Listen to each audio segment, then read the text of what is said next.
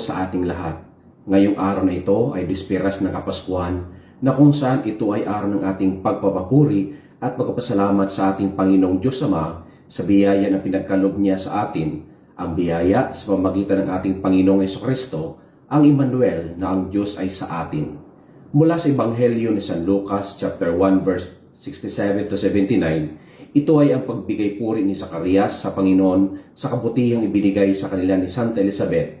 Dahil sa gitna ng kanilang pagiging matanda, pagiging baog ni Elizabeth, binayaan sila ng anak na si Juan Bautista.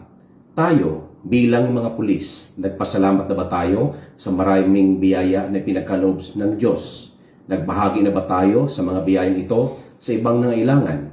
Bilang mga nanay at tatay, nagpapuri na ba tayo sa biyayang bigay ng ating Panginoon? Ito ay ang biyaya ng inyong mga anak. Manalangin tayo. Panginoon, nagpasalamat po kami sa biyayang pinagkaloob niyo sa amin, ang biyaya ng Emmanuel. Basbasan mo kami ng pusong marunong magpasalamat upang lahat ng mga pagpapalang dumarating sa amin ay ikaw ay aming papapurihan. Amen.